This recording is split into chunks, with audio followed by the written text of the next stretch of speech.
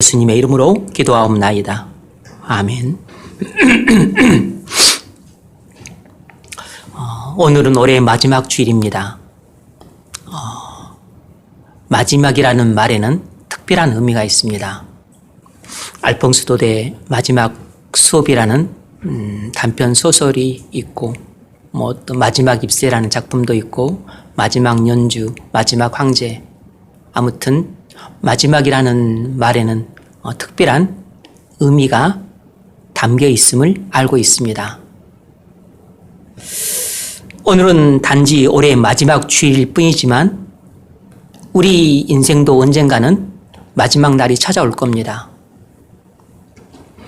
목사로서 제 사명은 마지막 날 우리 모두가 함께 주님 앞에 서는 것입니다. 지금 이 자리에서는 다 같이 예배하는데 천국에서 예배할 때는 그 얼굴을 볼 수 없다면 그것은 참 무섭고도 슬픈 일입니다. 주님이 재림하실 것을 아는 것으로 그치면 안 됩니다. 단순히 나도 언젠가는 죽겠지 이런 정도로 아는 것만으로 우리에겐 도움이 안 됩니다. 정말 안다면 우리 죽음을 준비해야 됩니다. 주님을 만날 준비를 해야 된다는 뜻입니다. 우리의 마지막 날을 항상 염두에 두고, 그리고 지금 펄펄 살아있을 때 우리가 죽을 날을 미리 대비해야 된다는 뜻입니다.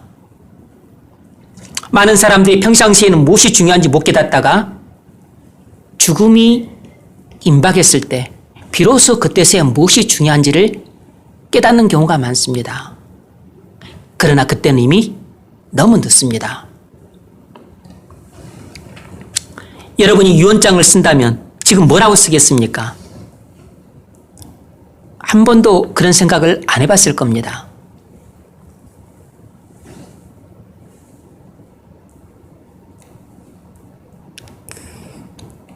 많은 사람들이 무슨 충격을 받아서 극단적 선택을 할 때 짤막하게 유언장 써놓은 거 보면은 대부분 미안하다, 용서해달라, 후회가 된다, 내가 왜 그런 짓을 했는지 모르겠다, 내가 이렇게 했었어야 됐는데, 대부분 후회에 어투입니다. 만일 우리가 이런 식의 유언장을 써야 된다면 그 쓸 때 우리의 심정은 찢어지는 마음일 겁니다. 정말로 중요한 것들을 놓치고 살았다는 뜻입니다. 오늘은 올해 마지막 주일이기에 교회에 오면서 마음이 무거운 사람들이 있었을 겁니다.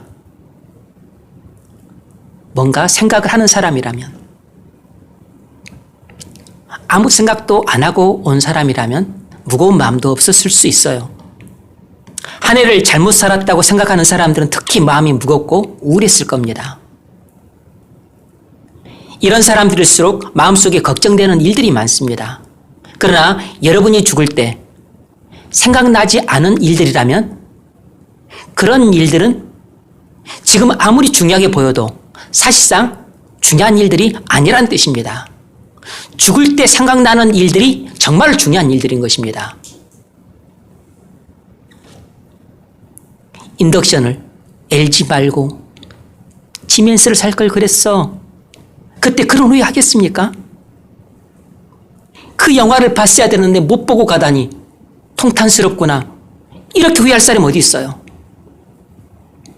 돈을 많이 벌었어야 됐는데 분하다. 이렇게 안 죽습니다. 내가 그 회사를 들어갔어야 됐는데, 얘를 닥달을 시켰어야, 내가 공부를 많이 시켰어야 됐는데, 이렇게 후회하는 사람 어디 있습니까? 얼마 전 한 여자 집사님이 소천하기 전에 신방을 갔을 때 그 집사님이 이렇게 후회를 합니다. 목사님, 아무리 말씀을 떠올리려고 해도 생각이 안 나요. 제가 그동안 신앙사를 잘못했나 봐요. 숨도 쉬기 힘든데 울먹이면서 뭔가를 더 말하려고 하는데 뭔가 자기가 지금 후회를 한다는 것을 말하려고 하는데 제가 그냥 막았습니다. 그리고 그냥 유례의 말을 건넸어요. 이렇게 상태가 악화되기 몇 달 전 비교적 건강하게 투병생활하고 있었을 때 제가 그 집사님께 제 처음 제자기 때문에 정말 아끼는 마음으로 그리고 사랑하는 마음으로 부드럽게 권면을 했었습니다. 병의 치료에만 너무 관심 갖지 말고 몸 상태가 좋고 나쁨에 따라서 일비하지 말고 정말 중요한 것은 하나님과 친밀한 교제를 갖는 것이니까 거기에 좀 관심을 더 집중했으면 좋겠다. 제가 뭔가 마음속에 자꾸 짚히는 게 있고 꺼림칙한 게 있어서 직접 대놓고는 제가 마음속에 뭔가 불안한 것들을 말할 수는 없지만 아무튼 짚히는 게 있어서 그렇게 권면을 했었습니다. 그런데 그 집사님이 제 권면을 못 받아들이고 자기를 무시하는 말로 듣고서 무척 불쾌해하고 막 화를 냈어요. 40대 후반의 집사님이지만 제 첫 제자입니다. 그리고서 3, 4개월 후에 갑자기 상태가 악화된 것이에요. 아마 그 집사님이 이런 후회의 말을 하려고 하지 않았나 제가 속으로 생각해요. 그때 목사님 권면을 듣고 제 자신을 잘 돌아봤어야 됐는데 그러지 못한 게 후회가 돼요. 제가 경솔한 것 같았어요. 이런 말을 하려고 하지 않았을까 짐작합니다. 암이 전이 되고서도 10년, 20년 사는 경우도 있었기 때문에 이렇게 빨리 상태가 악화될 줄 몰랐습니다. 제가 신방했을 때 집사님의 의식은 분명했지만 몸이 전혀 따라주지 않으니까 아무것도 할 수 없었어요. 후회만 할 뿐. 이제 자기가 하나님과 올바른 관계 회복을 위해 할 수 있는 것은 거의 없다시피 했습니다. 임종이 가까워지는 것도 슬픈 일이었지만 임종을 충분히 준비하지 못한 것 같은 모습은 저를 더욱 슬프게 만들었습니다. 여러분, 우리는 임종이 가까우면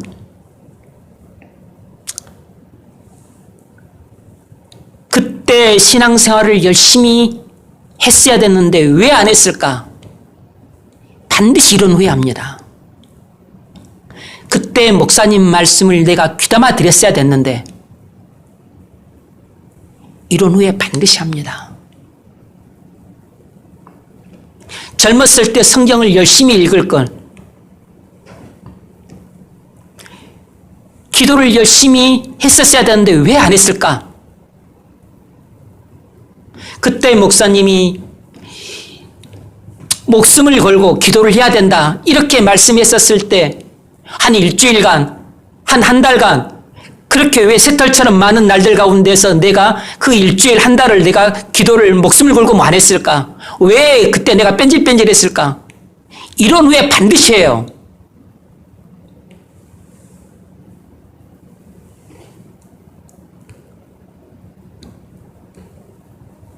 하나님이 그렇게 내게 재물의 복을 많이 주셨는데 재물을 내가 잘 관리했었어야 되는데 내가 왜 흥청망청 썼을까? 이렇게 허망하게 죽을 줄 알았더라면 주님 앞에 설 준비를 했어야 됐는데 왜 안 했을까? 왜 바보처럼 내가 살았을까? 이런 후회 안 할 것 같죠? 제가 해림교회에 있었을 때 권사님 남편이신 집사님이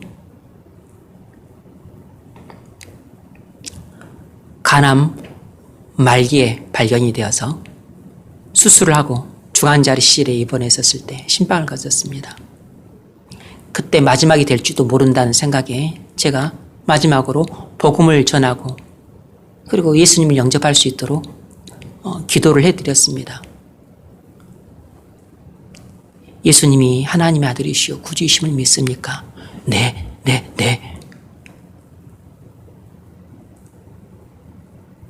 그러면 집사님의 모든 죄가 용서받고 의롭다함 받으셨음을 믿습니까? 네. 참으로 순한 어린 양처럼 말씀 한마디라도 놓치지 않고 아멘으로 화답하고 싶은 마음이 가득해요.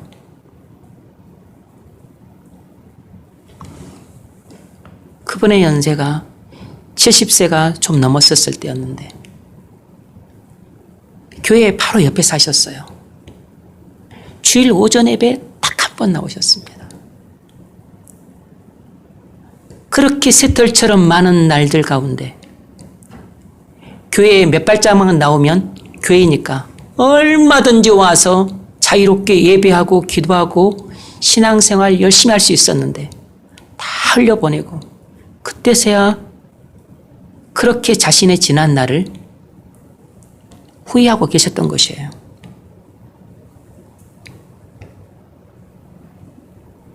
주님은 지금 자신의 신부를 찾고 계십니다.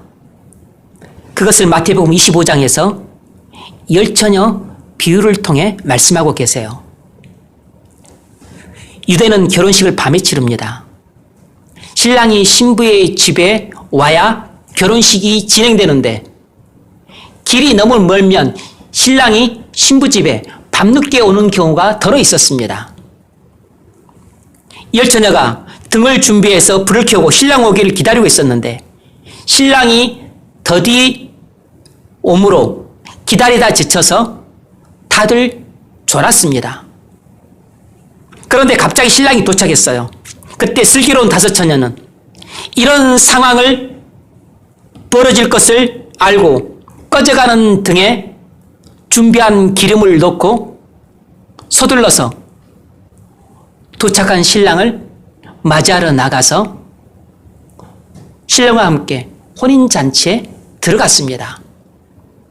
그러나 미련한 다섯 처녀는 등만 준비했지 미처 기름을 준비하지 못해서 등불이 꺼져가니까 허둥지둥 되다가 신랑을 맞이하지 못하고 혼인잔치에 들어가지 못했습니다. 나중에 문을 두드리니까 신랑이 그 미련한 다섯 처녀들에게 내가 너희를 도무지 알지 못하는도다 라고 문전박대했어요. 여러분, 이 말씀을 장난처럼 들으면 안 됩니다. 이 말씀을 장난처럼 듣는 사람은 정말로 이 미련한 다섯 처녀처럼 마지막 날 하나님 나라 바깥에서 슬피 울며 치를 떨면서 저 영원한 어둠 속에 떨어지게 될지도 모릅니다. 지금 이 일은 우리 모두가 마지막 날에 반드시 겪게 될 일입니다. 우리는 슬기로운 다섯 처녀와 같든지 그렇지 않으면 미련한 다섯 처녀와 같든지 둘 중에 하나에 속합니다. 이것이 머지않아 우리의 현실이 된다고. 여러분 중에 어떤 사람은 저보다 빨리 이 일을 겪게 될지도 몰라요. 그런 일이 없게 되기를 바랍니다만.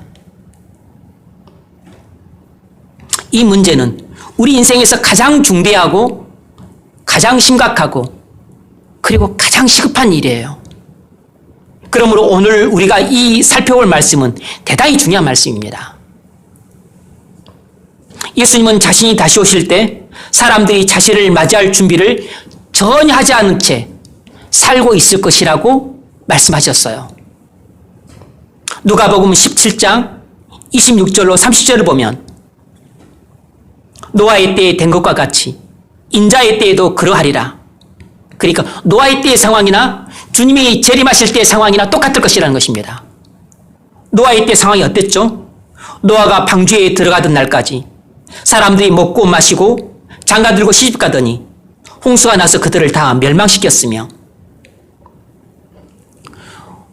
롯의 때도 마찬가지였습니다. 또 롯의 때와 같으리니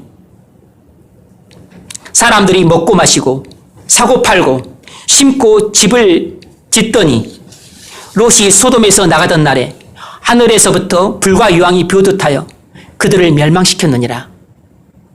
인자가 나타난 날에도 이러하리라. 그러니까 주님이 새 시대를 말했습니다.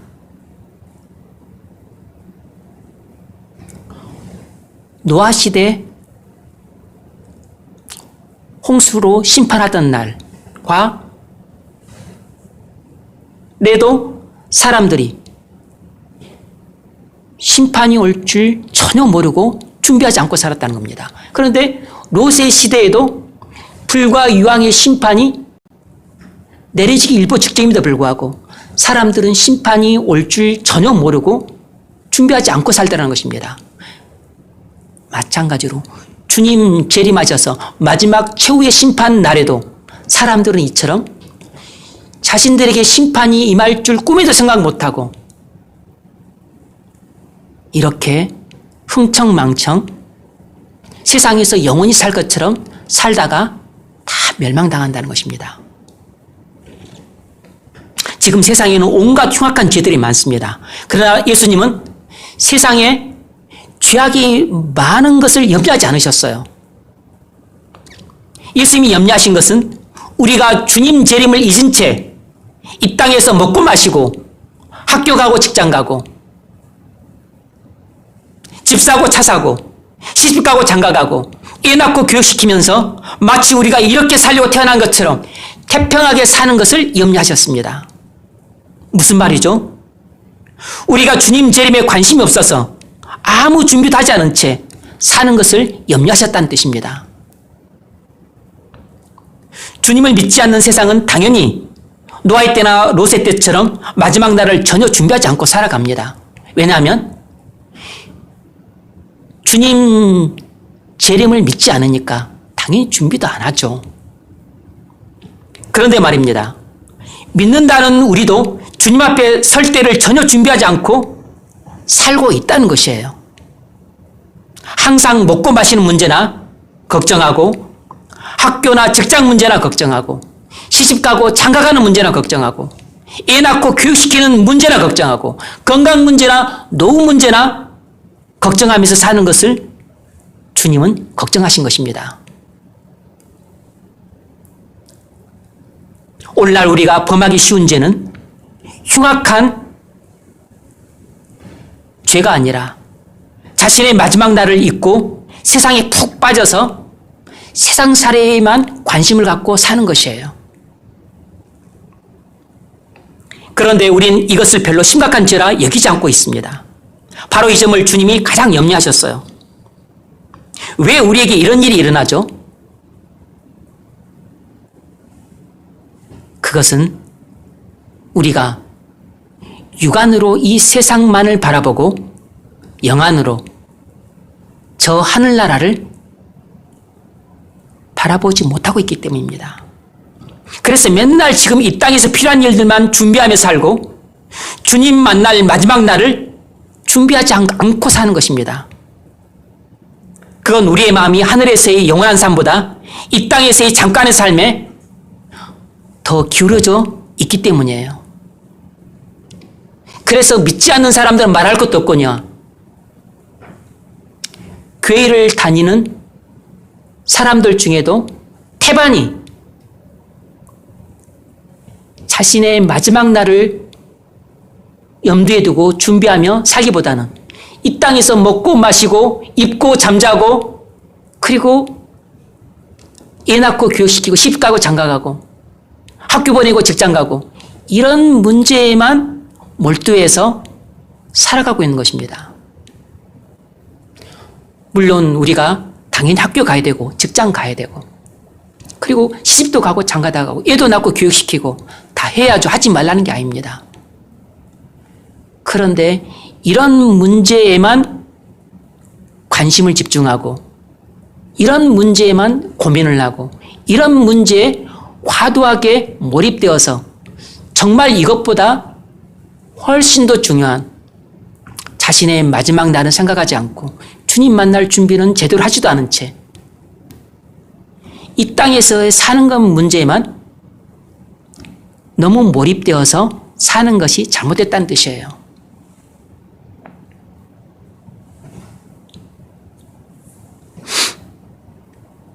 초대교회에 큰 고난이 있었습니다. 초대교회가 그 고난을 이길 수 있었던 힘은 주님 재림을 기다리는 믿음이었어요.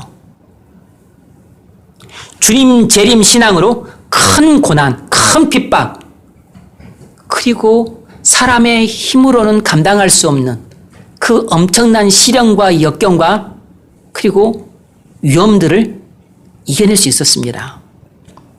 우리가 이 땅에서 겪는 고난을 이길 수 있는 힘도 오직 주님 재림 신앙뿐이에요. 재정 문제든 직장 문제든 결혼 문제든 자식 문제든 건강 문제든 노후 문제든 여러분이 이 땅에서 겪는 모든 고난을 이길 힘은 주님 재림을 확실하게 믿는 믿음뿐입니다. 여러분은 주 예수의 오시옵소서 이렇게 기도할 수 있습니까? 교회를 다니는 많은 사람들이 이렇게 기도하지를 못합니다. 주님이 지금 오시면 어떻게 하나? 난 아직 준비가 안 됐는데 대부분 이렇게 걱정을 해요. 그래서 주님이 지금 말고 좀 나중에 오시기를 바라요. 여러분, 이건 우리 신앙이 잘못됐다는 뜻입니다. 아니, 신랑이 오지 않기를 바라는 신부가 어디 있습니까? 신랑이 빨리 오는 것을 겁내는 신부가 어디 있어요? 주님은 그런 사람을 자기 신부로 삼고 싶지 않을 겁니다. 열처녀의 공통적인 문제가 무엇입니까? 모두 졸고 있었다는 것입니다. 왜냐하면 예상보다 신랑이 훨씬 늦게 왔기 때문입니다. 오늘날 교회의 문제가 뭐죠? 우리가 모두 졸고 있다는 것이에요. 왜냐하면 예상보다 주님의 재림이 늦어지고 있기 때문입니다. 그러면 어떻게 합니까? 주님은 졸고 있는 우리를 향해 깨어있으라고 큰 소리로 경고하세요. 13절, 그런즉 깨어있으라. 너희는 그날과 그때를 알지 못하느니라. 깨어있으라. 오늘 본문에서 가장 중요한 요절은 깨어있으라 이 말이에요. 이 말씀은 세상을 향해 하신 말씀이 아니라 잠들어 있는 교회를 향해 하신 말씀입니다. 열처녀 모두 신랑을 기다렸던 것을 보면 그들이 모두 교회를 다닌 사람들이었다는 것을 가리킵니다. 뭘 알 수 있죠? 교회만 다닌다고 영생을 얻는 게 아니라는 것입니다. 교회 안에 영적으로 잠든 성도들이 너무 많다는 것이에요. 그런데 그들이 바로 미련한 다섯처녀처럼 마지막 날에 주님으로부터 내가 너를 알지 못하노라 라는 말씀을 듣게 된다는 것입니다. 이런 청천벽력 같은 선고를 듣고 그날 너무 황당해 한다는 것입니다. 자기가 주님으로부터 그런 청천벽력과 같은 무정하기 짝이 없는 말을 듣게 될 것이라고 꿈에도 생각하지 못했는데 그런 선고를 듣게 된다는 것이에요. 그러면 이 미련한 다섯처녀가 준비하지 못한 것은 뭐죠? 기름이라고 합니다. 기름은 보통 성경에서 성령을 상징해요. 우리가 이 땅에서 반드시 준비해야 되는 것은 우리 마음속에 성령을 받는 것입니다. 성령은 어떻게 받습니까? 예수 그리스도를 믿음으로 받습니다. 사도행전 19장 2절에서 바울이 에베소 교인들에게 이렇게 말했습니다. 너희가 믿을 때 성령을 받았느냐? 너희가 믿을 때 성령을 받았느냐? 뭘 할 수 있죠?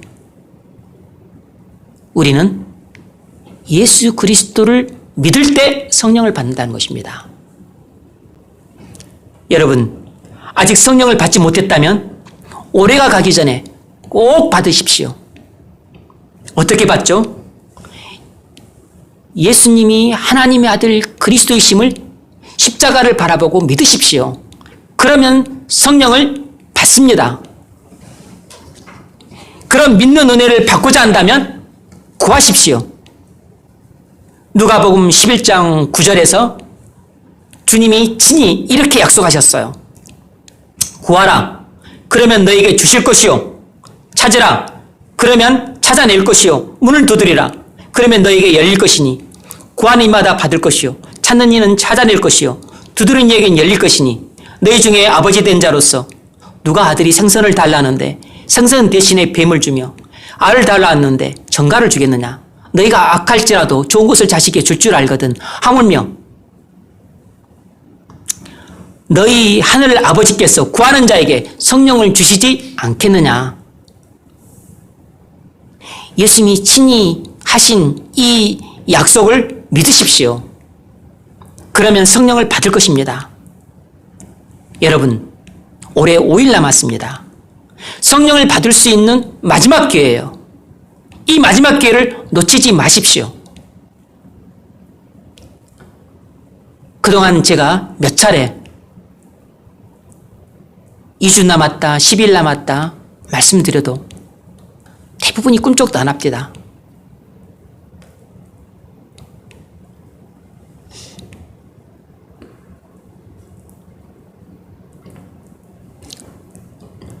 여러분이 그냥 지금 그대로 버티고 싶으신가 보죠? 여러분, 교회에 부흥이 온다고 해서 모든 사람이 다 성령을 받는 게 아닙니다. 교회에 부흥이 온다 그래서 모든 사람이 다 구원받고 모든 사람이 다 천국 가는 게 아닙니다. 교회에 놀라운 부흥이 와도 일부에게만 구원이 와요. 일부에게만 성령이 옵니다. 일부만 성령 충만해요. 그리고 나머지 사람들은 한테는 성령 오지 않습니다. 나머지 사람들을 구원 못 받아요.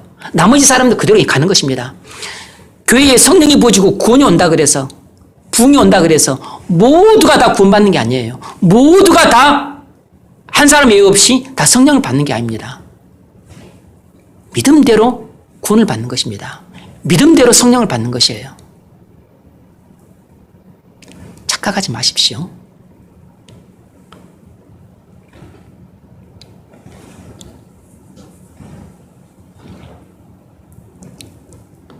조나단 에드워즈가 섬겼던 교회에 부흥이 왔습니다. 성령이 몇 번이나 부어졌어요. 근데 그 교회가 다 구원받았습니까? 아닙니다. 조지 필드, 요하네슬로로 인해서 영국에 성령이 놀랍게 부어졌어요. 그 교회 사람 다 구원받았습니까? 아닙니다. 일부만 구원받았어요. 일부만. 믿음을 가진 일부만 구원받은 것입니다.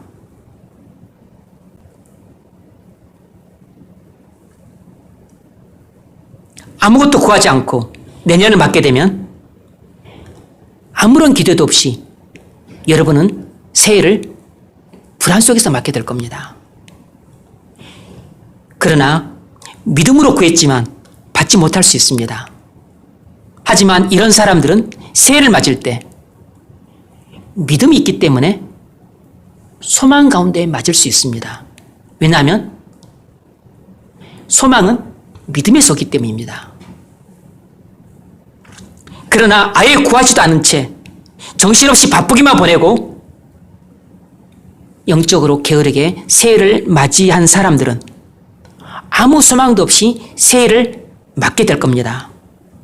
마음속에 소망을 품을지라도 그건 믿음에서 나온 참된 소망이 아니라 단지 여행을 바라는 마음에서 나온 막연한 기대감일 뿐이에요. 여행을 바라는 마음에서 나온 막연한 기대감을 그걸 자기는 애써 소망으로 여길 뿐인 것입니다. 참된 소망과 막연한 기대감은 전혀 다른 것입니다. 참된 소망은 참된 믿음에서 나오는 것이고 막연한 기대감은 그냥 여행을 바라는 꾀에서 나오는 마음이에요.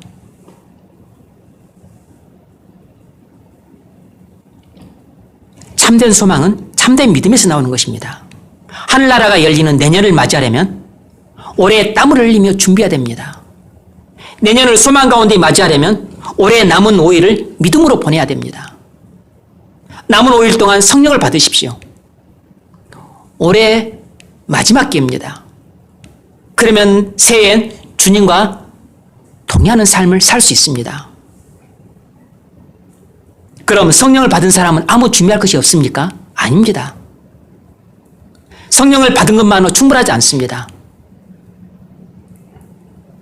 우리는 죄에 빠지고 그리고 악한 유혹들을 받기 때문에 성령에 기갈되는 경우가 많아요.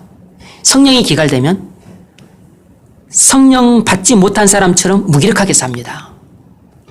그러므로 성령 받은 사람들은 다 성령 충만함을 받아야 됩니다. 에베소서 5장 18절에서 이렇게 말했죠. 술 취하지 말라. 이는 방탕한 것이니 오직 성령의 충만함을 받으라. 구원받은 모든 그리스도인에게 한결같이 필요한 것은 성령 충만함을 받는 것이에요.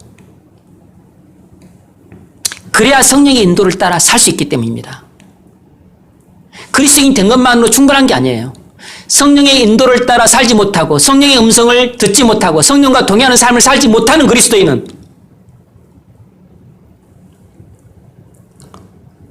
무기력하게 살 수밖에 없고 무능력하게 사역할 수밖에 없어요. 미련한 다섯 처녀들이 등만 있고 기름이 없었다는 것은 마치 오늘날 많은 교인들이 교회를 다니기만 하지 성령도 받지 않고 성령의 인도를 따라 살지도 않고 있다는 것입니다. 이렇게 성령의 인도를 따라 살지 않는 사람들은 마지막 날 주님께서 내가 너를 알지 못하노라는 청천벽력 같은 선고를 듣게 될 사람들이에요. 여러분이 성령의 인도를 따라 살지 않고 있다면 주님 맞을 준비를 전혀 못하고 있다는 뜻입니다. 주님 맞을 준비를 가장 잘하는 삶이란 무엇이겠습니까? 주님을 뜨겁게 사랑해서 주님과 아주 친밀하게 교제하고 그리고 주님과 한 순간에 끊김도 없이 친밀하게 동의하는 삶을 사는 것입니다. 그것이 주님을 맞이할 준비를 가장 잘하고 있는 사람이에요. 그것이 자신의 마지막 날을 가장 잘 준비하며 사는 사람입니다. 여러분은 주님을 맞이할 준비를 잘하고 계십니까? 주님 재림의 신앙이 너무 중요하기에 마귀가 온갖 미혹으로 우리를 혼란에 빠뜨리려고 합니다. 사이비 집단은 대부분 종말 신앙을 왜곡해서 발생합니다. 그래서 시한부 종말론이 생겼다 사라지고 생겼다 사라지기를 반복해요. 그래서 시한부 종말론 때문에 주기적으로 교회에 혼란이 생깁니다. 그것은 주님의 재림이 너무 중요한 진리여서 우리가 믿으면 하나님 나라가 견고히 서기 때문에 우리가 그렇게 믿고 교회가 그리고 하나님 나라가 견고히 서지 못하도록 사단이 죄를 뿌리고 방해를 하는 것입니다. 사단의 방해가 극도로 심한 현상은 주님 재림이 너무 중요하다는 반증이에요. 그런데 하도 이 종말론 때문에 이 주님 재림에 대한 이 진리를 왜곡해서 사이비 집단이 하도 설치고 그것 때문에 문제가 자주 발생하니까 정작 교회 안에 있는 많은 성도들이 주님 종말에 대해서 관심을 갖는 것은 위험하다. 주님 재림에 대해서 이야기하고 그런 것에 대해서 초미의 관심을 갖고 또 그런 것을 자주 생각하는 것은 오히려 내가 위험에 빠질 수 있다. 오히려 이렇게 왜곡해서 생각하는 경우가 많아요. 그거 잘못되었습니다. 아닙니다. 종말을 많이 생각해야 되고 주님 재림 신앙은 너무 중요한 진리예요. 마귀는 우리가 주님 재림을 완전히 잊고 이 세상에서 사는 문제에만 몰두하며 살도록 미혹합니다. 2000년 동안 안 오셨는데 언제 오겠냐? 네 살 동안은 주님 절대 안 오신다. 걱정 말고 이 세상에 살 때나 잘 살아라. 이렇게 우리를 꼬드기고서 이 세상의 문제만 코를 박고 그렇게 살도록 우리를 미혹합니다. 그래서 우리가 이렇게 믿고 사니까 주님 재림은 까맣게 있고 이 땅에서 먹고 입고 사는 문제만 몰두해 사는 것이에요. 우리가 그렇게 세속적으로 산다는 것은 사단의 거짓말에 속아서 주님 재림을 잊고 살고 있다는 표지입니다. 증거예요. 마태복음 24장에는 타락한 삶을 살다가 주님으로부터 버림받은 종의 이야기가 나옵니다. 마태복음 24장 48절 만일 그 악한 종이 마음에 생각하기를 주인이 더디오리라 하여 동료들을 때리며 술친구들과 더불어 먹고 마시게 되면 생각하지 않은 날 알지 못하는 시간에 그 종의 주인이 이르러 어미 때리고 외식하는 자가 받는 법에 처하리니 거기서 슬피 울며 이를 갈리라. 이 종이 타락한 이유가 뭐죠? 주님이 더디 오리라 생각했기 때문입니다. 타락한 삶을 사는 사람들은 주님 재림 신앙이 없는 사람들입니다. 있다 할지라도 주님 재림 신앙이 없다시피 할 정도로 희미한 사람들이에요. 여러분이 타락한 삶을 살고 있다면 그건 여러분이 마음속으로 주님이 늦게 올 것이라고 믿고 있기 때문입니다. 이건 여러분이 주님 재림을 잊고 살고 있다는 뜻이에요. 이런 사람은 자신의 마지막 날도 잊고 살고 있는 사람임에 틀림없어요.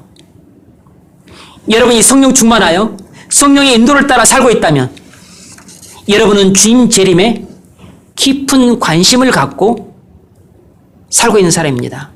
늘 깨어서 주님의 음성을 듣고 살아가는 사람은 눈에 보이는 이 세상보다 눈에 보이지 않는 저 하늘나라를 훨씬 사모하고 훨씬 많이 생각하며 살고 있는 사람입니다. 기독교 신앙은 십자가 신앙에서 출발해서 재림 신앙으로 성숙하게 되어 있습니다.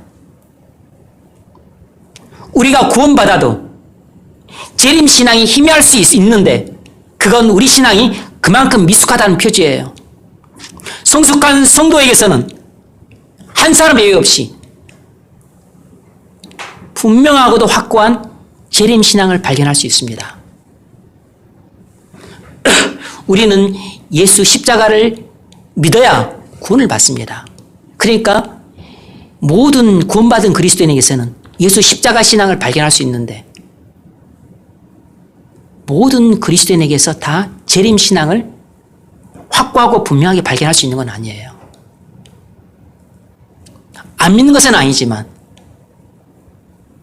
잊고 사는 성도가 너무 많은 것입니다. 그런데 이 땅에서 깨어서 살고 그리고 주님과 친밀한 교제 가운데 살고 주님과 동의하는 삶을 살고 그리고 주님의 인도와 음성을 들으면서 그렇게 순종하며 사는 사람들은 한 사람 외에 없이 주님 재림에 대해서 초미의 관심을 갖고 자신의 마지막 날을 항상 염두에 두고 그래서 이 땅보다는 항상 저 하늘에서의 삶에 대해서 사모하고 관심 갖고 그렇게 열망하며 살기 때문에 그래서 자기를 부인하고 자기 십자가를 지는 놀라운 능력을 발휘할 수 있는 것입니다. 그래서 성도로서 성숙한 삶을 살 수 있는 것이에요. 왜 바울이 그렇게 충성되고 헌신된 삶을 살 수 있었을까요? 그건 바울 서신을 보면 우리가 확인할 수 있습니다. 바울의 서신에는 바울의 재림의 신앙으로 충만해 있음을 발견할 수 있습니다. 로마서 8장 18절도 생각건대 현재의 고난은 장차 우리에게 나타날 영광과 좋게 비교할 수 없도다. 빌립보서 1장에서도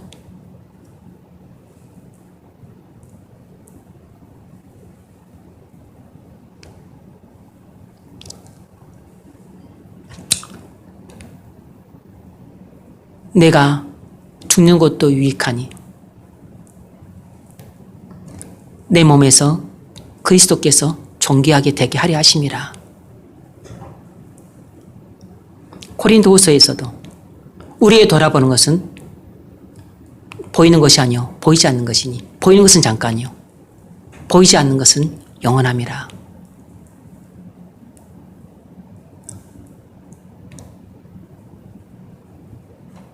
재림신앙이 분명할수록 현재의 고난을 이길 능력이 커지기 때문에 충성된 종으로 살 수 있습니다.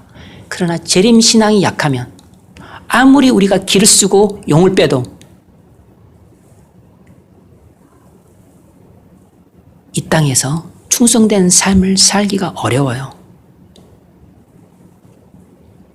마귀가 주님 재림에 관해 우리를 속이는 또 하나의 방법은 일상생활을 포기하고 주님 재림만 기다리며 살게 하는 것입니다.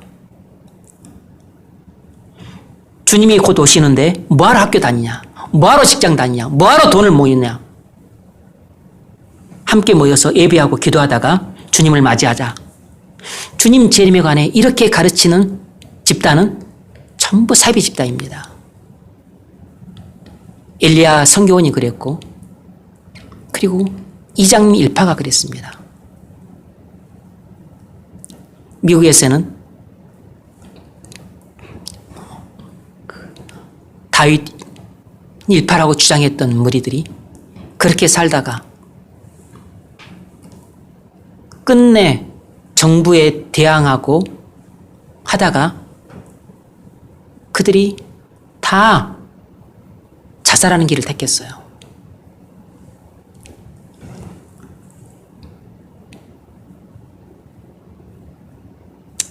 주님께서 재림하실 때 성도가 어떻게 구원받게 되는가를 말씀하셨습니다.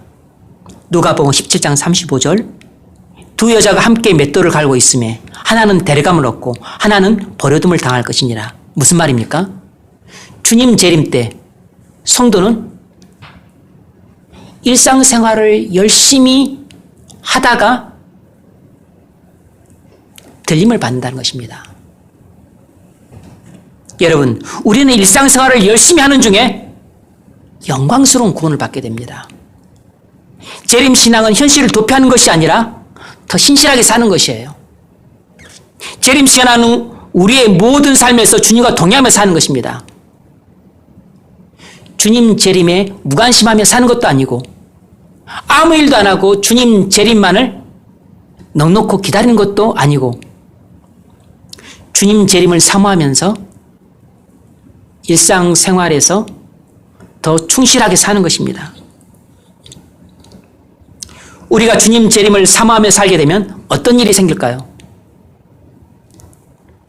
남편이든 아내든 부모든 자식이든 친구든 동료든 전에는 도무지 받아들이기 어려운 사람들이었는데 이제는 그런 사람들도 내가 주님과 동행함으로 받아들일 수 있게 되는 것입니다. 그래서 힘들었던 가정생활이 달라지게 되고 힘들었던 직장생활도 달라지게 되고 기쁨 없이 교회생활을 했던 것도 달라지게 돼요. 주님 재림 신앙으로 충만하게 되면 우리의 모든 삶의 영역에 혁명적인 변화가 찾아옵니다. 예전에 없었던 사랑이 생기니까 기쁨으로 사라지는 것입니다.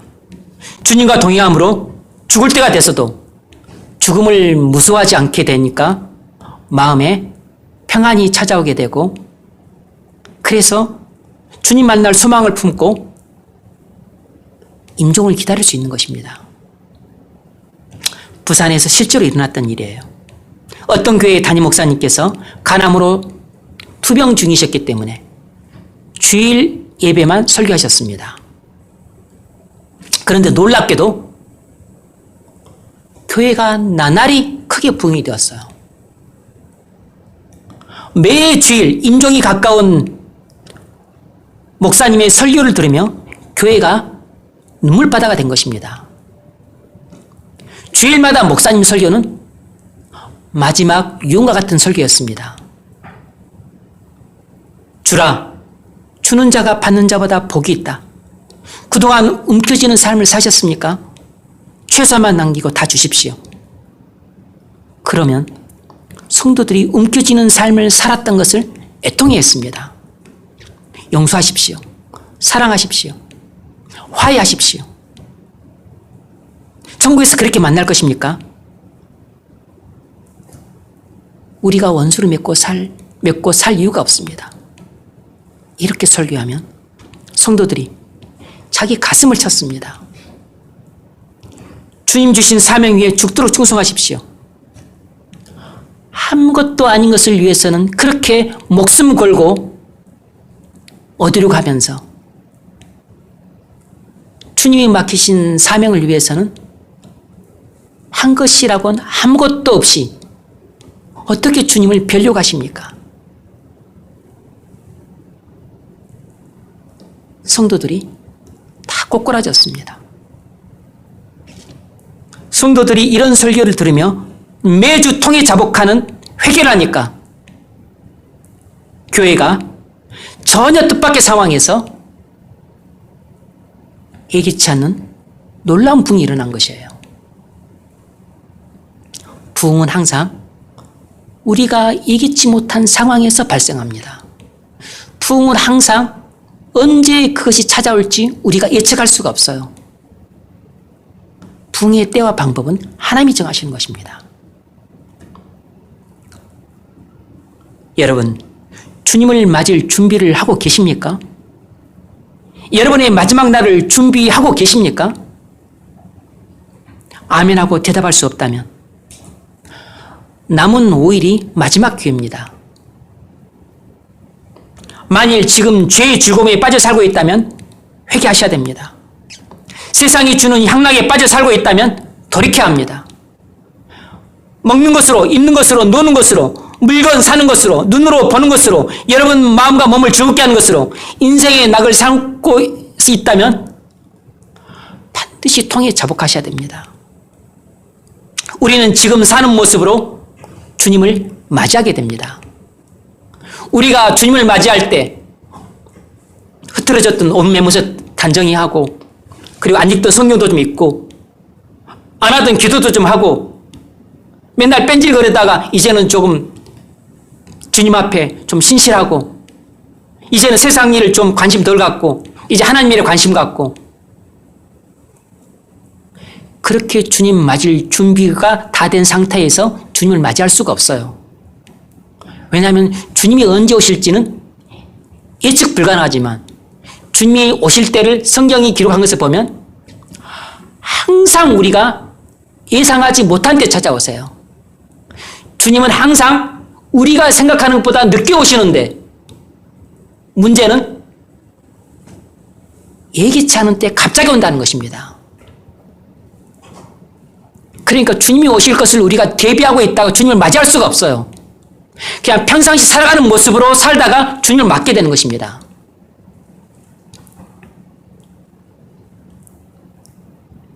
제 선친이 돌아가셨는데, 물론 암으로 투병하셨기 때문에 죽음이 가까웠다는 것을 알고는 계셨지만, 그러나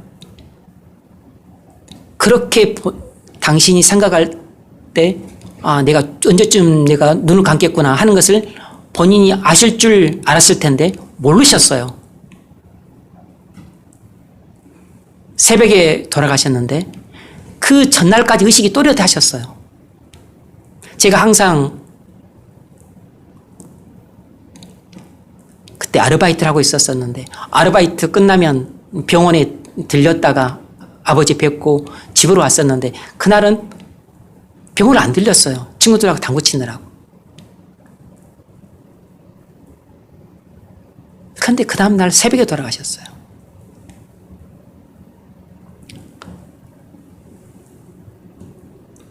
유언 못 남기셨어요. 제 어머니 돌아가셨는데, 어머니 믿는 분이었지만, 어머니도 당신이 그렇게 황망하게 돌아가실 줄 생각 못 했습니다. 뭐 지병이 좀 있으셨지만 당뇨였습니다. 그렇지만 그렇게 황망하게 돌아가실 줄 당신 모르셨어요. 임종을 전혀 준비를 못 하셨다고. 갑자기 돌아가셨습니다.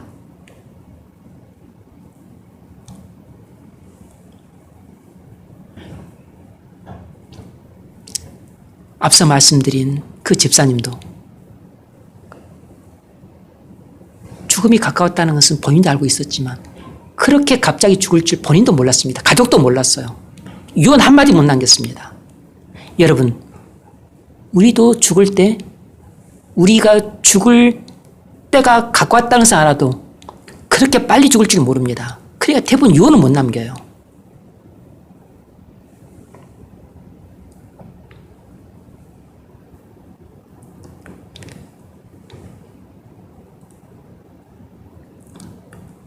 그러므로 올해가 가기 전에 반드시 죄를 버리고 하나님께 돌아와야 됩니다.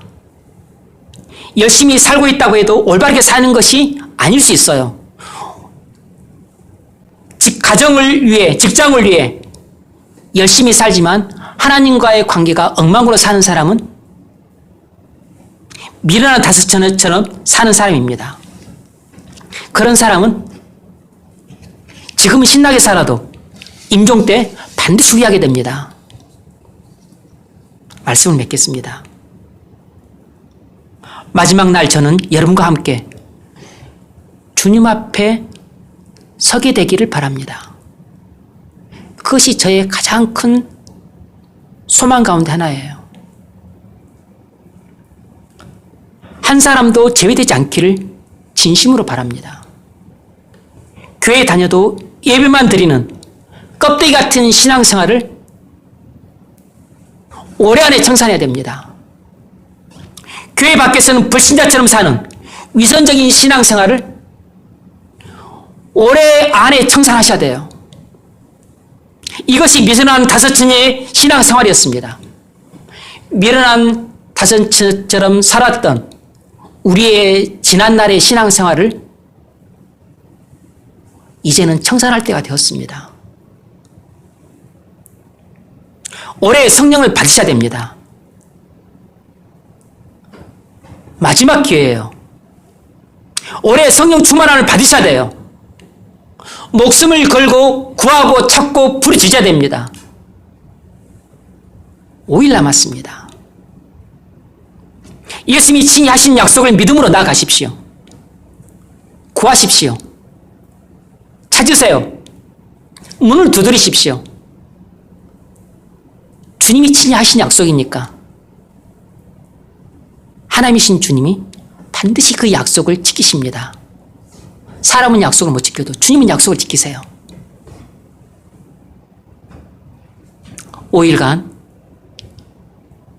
내년 새해를 맞이해서 후회가 남지 않도록 부르짖으십시오.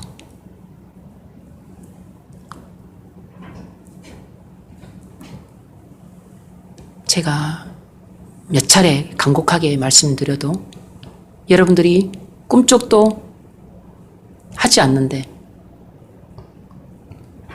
여러분 나중에 피눈물을 흘리면서 후회할 날이 옵니다.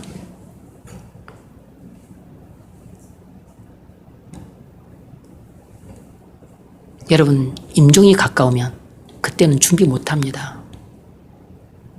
의식이 또렷해도 여러분 몸이 안 따라주면 아무짝에도 쓸모없어요.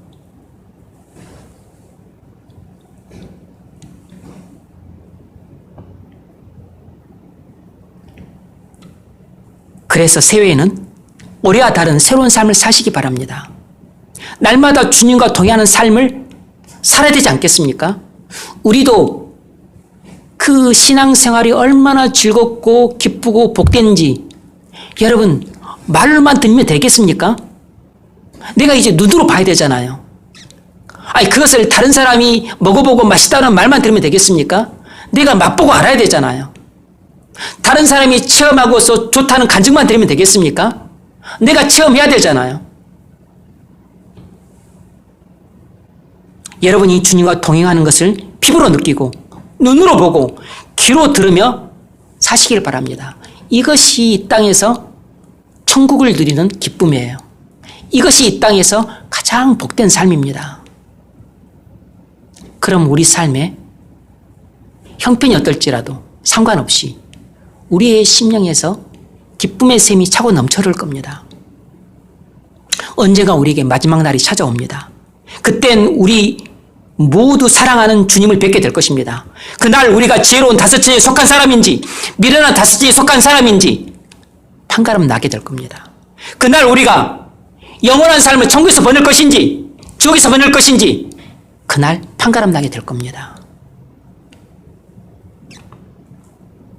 단지 오늘은 2020년 마지막 주일일 뿐이에요.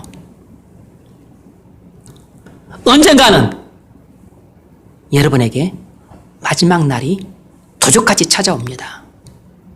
그때는 의식이 뚜렷해서 후회도 하고 한숨도 쉬고 걱정도 하지만 그런 후회와 한숨과 걱정 아무짝에도 도움 안 됩니다. 아무짝에도 쓸모없어요. 그때는 기도해도 소용이 없습니다.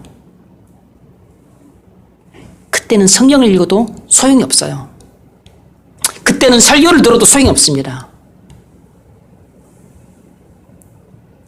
남은 5일간 새해를 준비하십시오. 그것이 여러분의 인생의 마지막 날을 정말로 준비하는 것입니다. 믿음으로 새해를 맞이하십시오. 그러려면 믿음으로 올해 남은 5일간을 통해 자복하는 참된 회개에 이를 수 있기를 바랍니다. 그것이 우리가 성령을 받는 길이고 그것이 우리가 성령 충만함을 받는 길입니다. 성령을 받는 길과 성령 충만함을 받는 길은 똑같아요. 왜냐하면 우리는 구원받으나 안 받으나 다 죄인들이기 때문에 우리에겐 다 총에 자복하는 참된 회개가 다 필요한 것입니다. 그래서 하늘문이 활짝 열리는 새해를 맞이할 수 있기를 주의 이름으로 축원합니다.